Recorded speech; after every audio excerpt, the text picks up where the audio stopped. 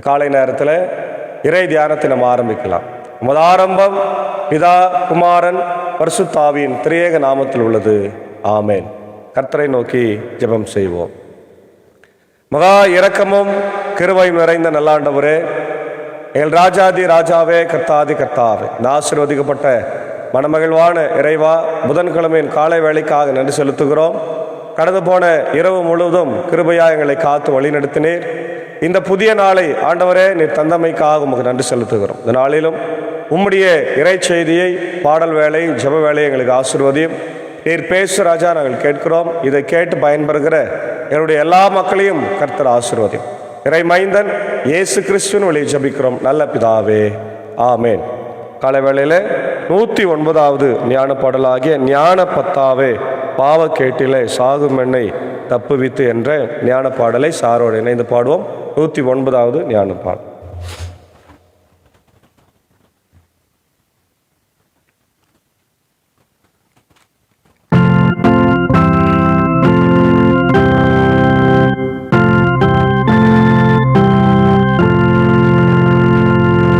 ஞான பத்தாவே பாவ கேட்டிலே சாகும் என்னை தப்புவித்து சேர்த்தவுமாய் நான் துதித்து போற்ற வேண்டுமே. ஞான பத்தாவே அன்பின் ரோகோ நீர் என்னை தேவாரீர். அன்பாய் பார்த்தால் அதனாலே என்னை மெய்மா கேட்சியாலே பூரிப்பாகிறீர். அன்பின் ரோகோ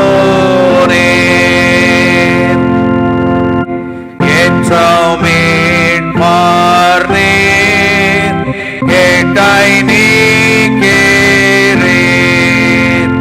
அதுக்கென்றும் மேல் தெய்வீக ஸ்வபாவத்தோடே மனுஷீக ஸ்வபாவத்தை சேர்த்தீர்.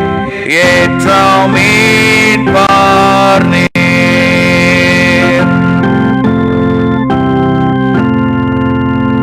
நீரின் காண்மாலை நேசபதியை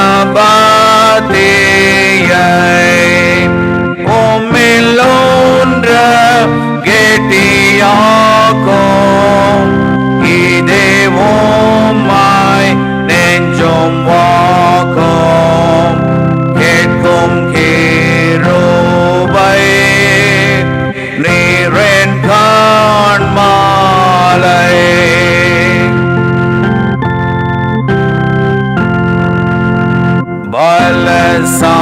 பலசாலியே நான் தொன்னாளிலே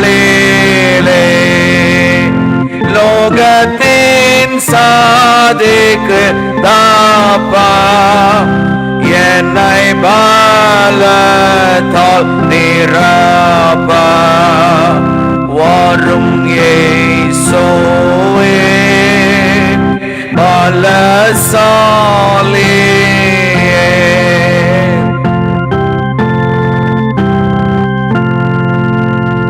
உம்மை பாற்றினேன்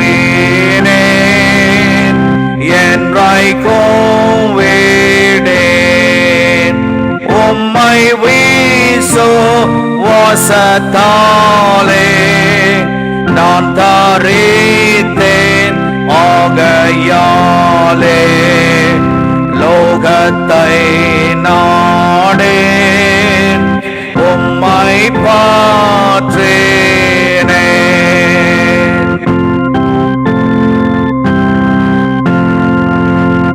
என் கிரீடமே சுவாமி என்னிலே உமக்கு புகழ்ச்சியாக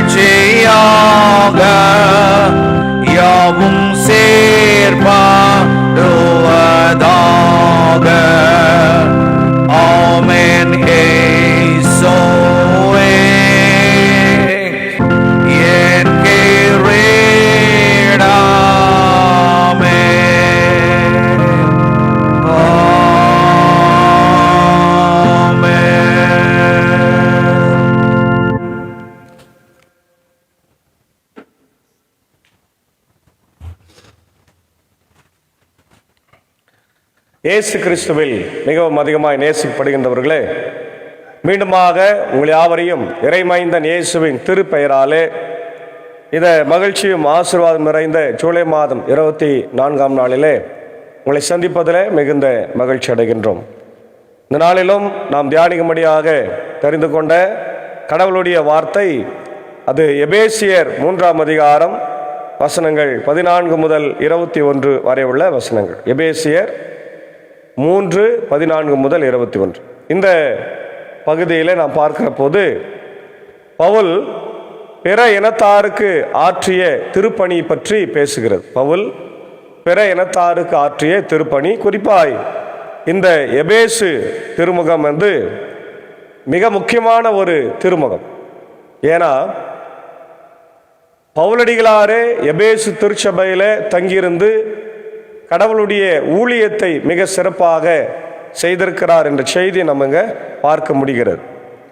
சபையை பற்றிய அழகான உருவகங்களை நமக்கு தருகிறது.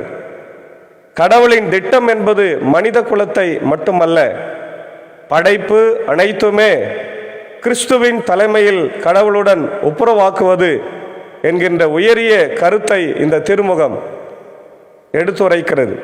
குடும்ப வாழ்வு, ஐக்கியம், திருச்சபை போன்ற நல்ல காரியங்களை இந்த நிருபம் சொல்லுகிறது. கொலேசியர் திருமுகத்துடன் நெருங்கிய தொடர்பு உடையதாக இது இருக்கிறது. பலர் இதனை கொலேசியர் திருமுகத்தின் விளக்கமாகவும் கருதுகிறார்கள். இது பவுலடிகளார் தான் எழுதினார் என்று நன்றாகவே நமக்கு தெரிகிறது. சிலர் மாற்று கருத்தினை சொல்லுகிறார்கள். ஆனால் கிபி 80களிலே இது எழுதப்பட்டதாக பலர் சொல்லுகிறார்கள். இதனுடைய முக்கிய செய்தியை நாம் பார்க்கிற போது இத்திருமுகத்தின் முதல் பகுதியில் ஒற்றுமை பற்றிய மைய கருத்தை ஆசிரியர் விளக்குகின்றார்.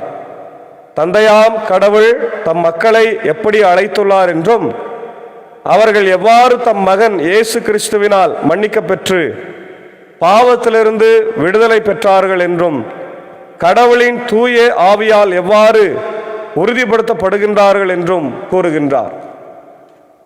2ஆம் பகுதியில் வாசகர்கள் கிறிஸ்துவுடன் கொண்டுள்ள உறவையும் தங்கள் வாழ்வில் காட்ட வேண்டும் என்கின்றார்.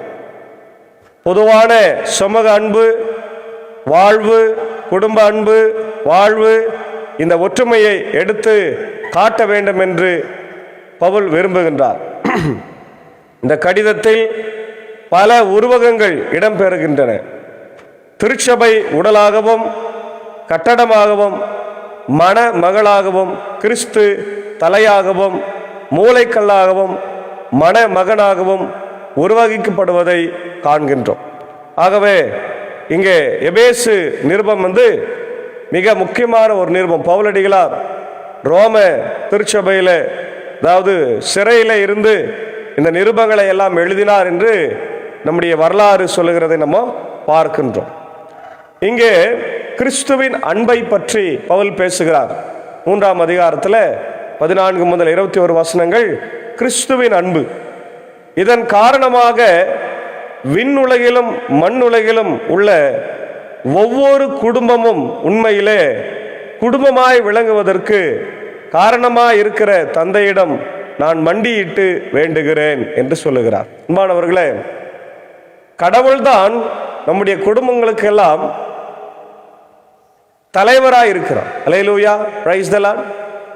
கடவுள்தான் நம்முடைய குடும்பங்களுக்கெல்லாம் தலைவராய் இருக்கிறார். ஆதியிலே கடவுள் இந்த உலகத்தை உருவாக்கும் போது மனிதனை படைத்து, ஆதாமை படைத்து, ஆதாம் தனியாய் இருக்கிறது நல்லது அல்ல என்று சொன்னார். அவனுக்கு அயர்ந்த நித்திரையை வரவழைத்து ஆதாமுடைய விலா எலும்பிலே இருந்து ஒன்றை எடுத்து ஏவாளை உருவாக்கினார். அவர்களை ஆசீர்வதித்து சொன்னார், நீங்க பழுகி பெருகுங்கள் என்று சொன்னார். Praise the lord. பழுகி பெருகுங்கள். இவ்வளவு பெரிய பிளெஸிங் பார்த்தீங்களா? அவர்களுக்கு 2 குழந்தைகள் பிறந்தார்கள். அப்படியே அந்த குழந்தை செல்வங்கள் பெருகினார்கள். ஆபேல் இறந்தாலும் அந்த இடத்துல அவனுக்கு பதிலாக இன்னொரு குழந்தையை, சேத் என்கின்ற குழந்தையை கொடுத்து அதிலிருந்து குடும்பங்களை விருத்தி ஆக்கினார் என்று நாம் பார்க்கின்றோம். இப்போ குடும்பங்களை உருவாக்குகிற கடவுளிடத்தில் நாம் மண்டியிட்டு மன்றாட வேண்டும் என்று பவுல் சொல்லுகிறார். இங்கே இந்த ஜபத்தினுடைய ஒரு போஸ்டர் அப்படின்னு நம்ம சொல்லுவோம் இல்லையா? போஸ்டர், முட்டி போடுறது, உட்கார்றது, எழுந்து நிற்பது அப்படின்ற பல காரியங்களை இங்கே பவுல் சொல்லுகிறார். அதில் ஒன்று முட்டி போடுவது. பொதுவாக நம்முடைய திருச்சபையில் நாம் ஜபிக்கின்ற போது என்ன செய்வோம்? முட்டி போடுவோம் இல்லையா? முட்டி போடுவது என்பது நம்முடைய ஜபத்தினுடைய ஒழுங்காக இருக்கிறது. அது ஒரு நம்மளை அர்ப்பணிப்பை காண்பிக்கின்றது.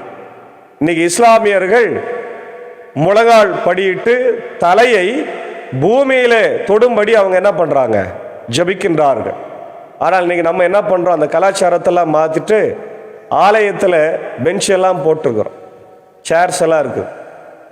உட்கார்ந்து கொண்டு கடவுளை தொழுகிறோம், உட்கார்ந்து கொண்டு ஜபிக்கிறோம். இது எந்த அளவுக்கு நமக்கு சரியாக இருக்கும் என்பது எனக்கு சொல்ல தெரியவில்லை. ஆனால் என்னை பொறுத்த மட்டிலே ஆண்டவரை தொழுகை செய்யும் போது முழங்கால் படியிட்டு ஜபிப்பது மிக மிக சிறந்ததாக நான் கருதுகிறேன். ஆமென். ஏன்னா ஆண்டவரிடத்துல நாம் கேட்கின்ற போது உரிமையோடு கேட்கலாம், தவறில்லை, நாம் பிள்ளைகள் தான். ஆனால் பணிவோடு தாழ்மையோடு கேட்கின்ற போது அவர் நமக்கு தராமல் இருக்கவே மாட்டார். அதனால்தான் இங்க பவுல் என்ன பண்றார் பாருங்க, எவ்வளோ பெரிய ஊழியக்கார், அவரே சொல்றாரு நான் மண்டிட்டு ஜபிக்கிறேன். அப்ப நம்ம என்ன பண்ணோம்? நம்ம பிள்ளைங்களுக்கு முட்டி போட்டு ஜபிப்பதற்கு கற்றுக் கொடுக்க வேண்டும். சில குழந்தைங்க இன்னைக்கு கூட ஜபம் பண்ணும் போது உட்கார்ந்து இருப்பாங்க, அல்லது ஏதோ ஒரு ஏனோ தானோ என்று இருப்பாங்க. அது காரணம் யாரும்? பெற்றோர்கள். குழந்தைகளுக்கு சரியாக நாம் போதிக்க வேண்டும். எப்படி ஜபிக்கணும், ஜபிக்கும் போது எப்படி இருக்கணும், கண்களை மூடி இருக்கணும், கைகளை கூப்பி இருக்கணும், ஒரே கான்சன்ட்ரேஷனோட ஏசாமியை நோக்கி நம்ம மனசில் அவருடைய சிலுவையை நம்ம மனசில் கற்பனை பண்ணிக்கணும். அவர் சிலுவைக்கு கீழாக நம்ம இருக்கிற மாதிரி யோசிக்கணும். அல்லது அவர் பரலோகத்தில் இருக்கிறாரு, பூலோகத்தில் இருக்கிற அந்த சிந்தனையை நம்ம ஏற்படுத்தி கொள்ள வேண்டும் என்று சில காரியங்களை சொல்லிக் கொடுக்கிற போது அவர்கள் ஆசீர்வாதமாக இருப்பார். அவங்க வாழ்க்கையில் மிக முக்கியமான ஒரு காரியமாக இந்த ஜபத்தை நம்ம கற்றுக் கொடுக்க வேண்டும். அதாவது முட்டி போட்டு ஜபிக்கின்ற ஒரு தான் சொல்றார் பவுல், நான் மண்டியிட்டு வேண்டுகிறேன் என்று சொல்லுகின்றார். அடுத்தது நம்ம பார்க்கிறோம், அவருடைய அளவற்ற மாட்சிக்கேற்ப உங்கள் உள்ளத்திற்கு வல்லமையையும் ஆற்றலும் தம் தூய ஆவி வழியாக தந்தருளுவாராக. நம்பிக்கையின் வழியாக கிறிஸ்து உங்கள் உள்ளங்களில் குடிக்கொள்வாராக. அன்பே உங்கள் வாழ்வுக்கு ஆணிவேரும் அடித்தளமுமாய் அமைவதாக. ரெண்டு விஷயத்த சொல்றார். ஒன்று, அவர்தான் நமக்கு எல்லான்றதை நீ விசுவாசிக்கணும். ஆமென். குடும்ப தலைவரும் அவர்தான், குடும்பத்தை உருவாக்குகிறவரும் அவர்தான். நீ தான் அவர்கிட்ட முட்டி போட்டு ஜெபம் பண்ற. அப்போ அவரு கடவுளா இருக்கிறாரு, அவர் ஆண்டவரா இருக்கிறாருன்றதை நீ என்ன பண்ணும்? விசுவாசிக்க வேண்டும். ஆமென். முதல்ல விசுவாசிக்கணும்.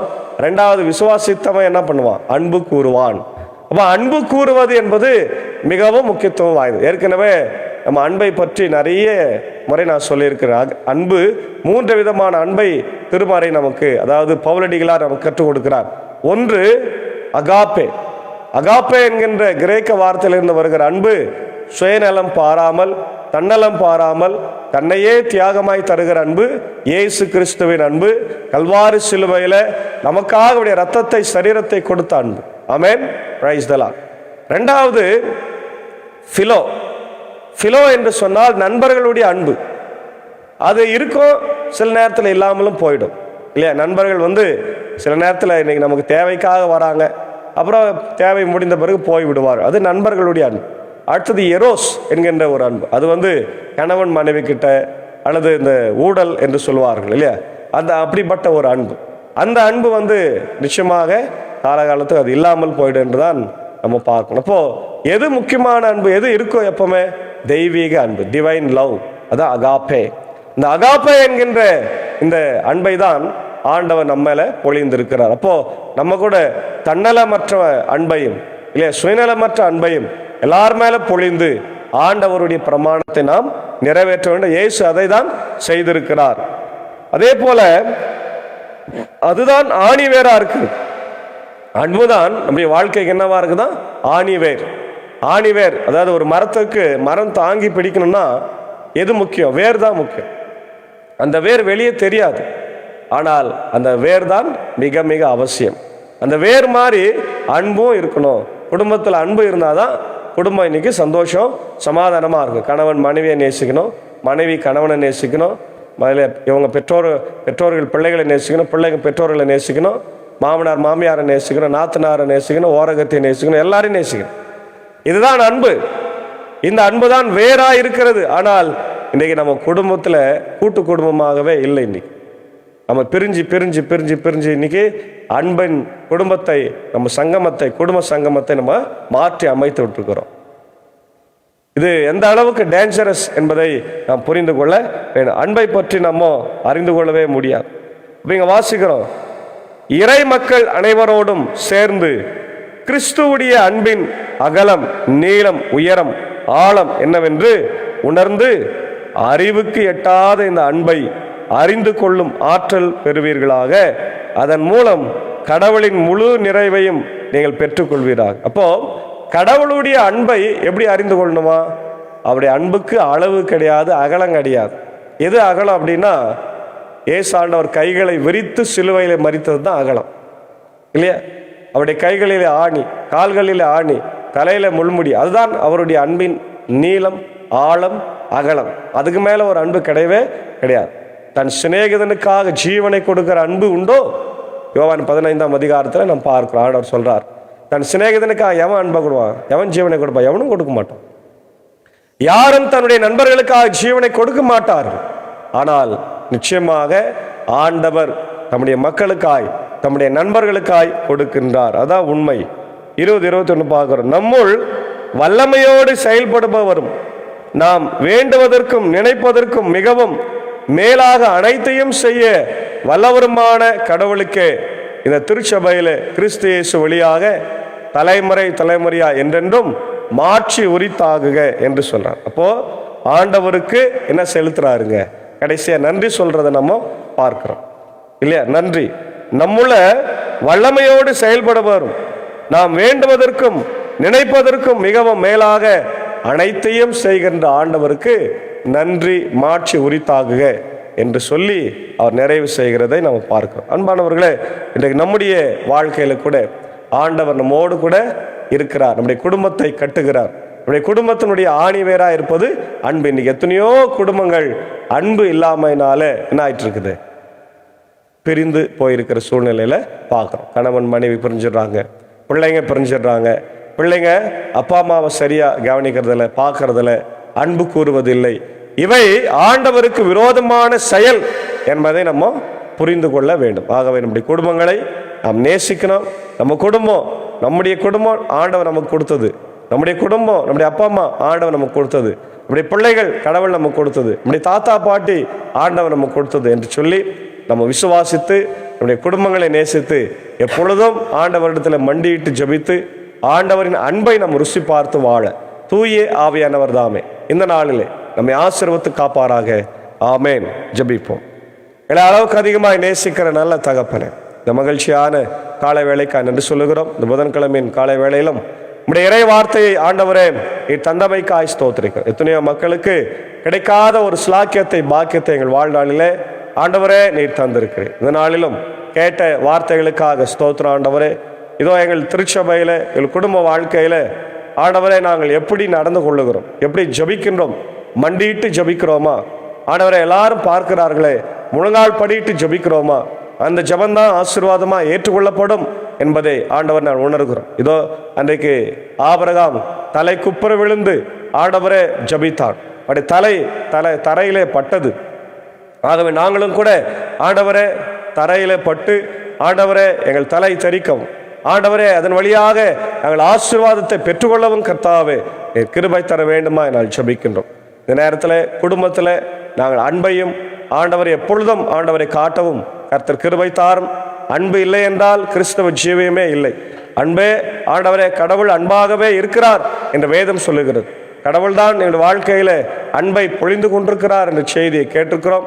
அந்த செய்திக்கேற்ப உம்முடைய அன்பின் ஆழம் அகலம் நீளத்தை அறிந்தவர்களாய் இந்த உலகத்தில் நாங்கள் செயல்பட கிருபை தார். இந்த இறை வார்த்தையை கேட்டுக்கொண்டிருக்கிற அகில உலகத்தில் இருக்கிற எல்லா மக்களுக்காக நான் ஜெபிக்கிறேன். ஒவ்வொருவரையும் என் தேவன் ஆசீர்வதியும் வழி நடத்துங்க.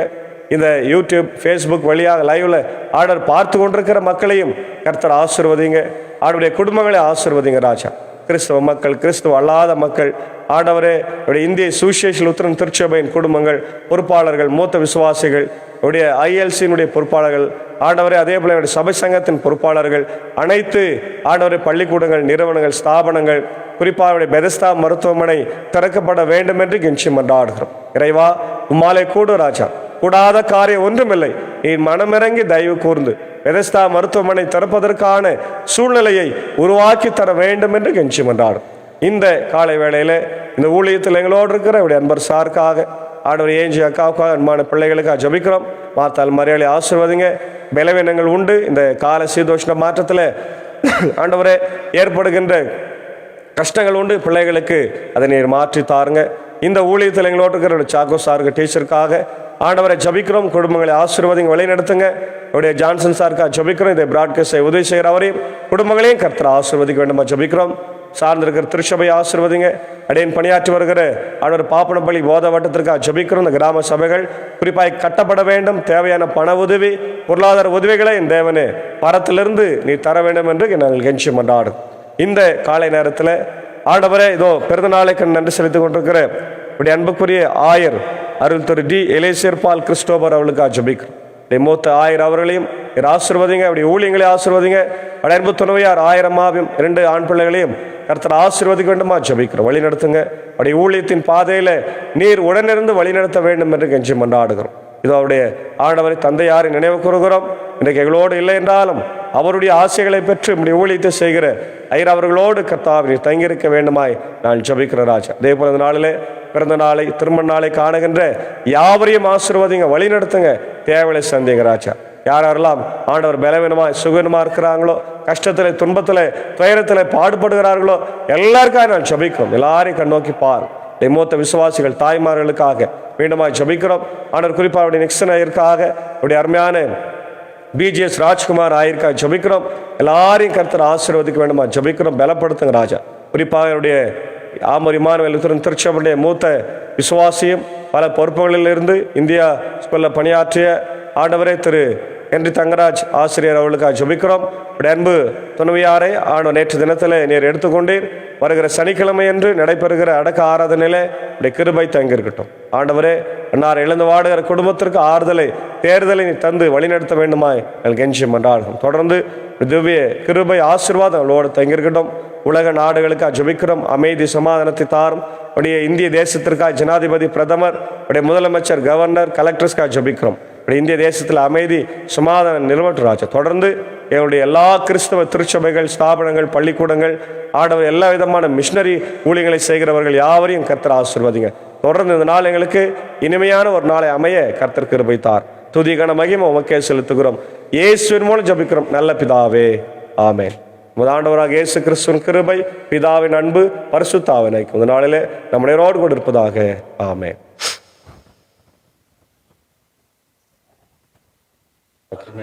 ஸ்தோத்திரம், ஸ்தோத்திரம், ஸ்தோத்திரம்.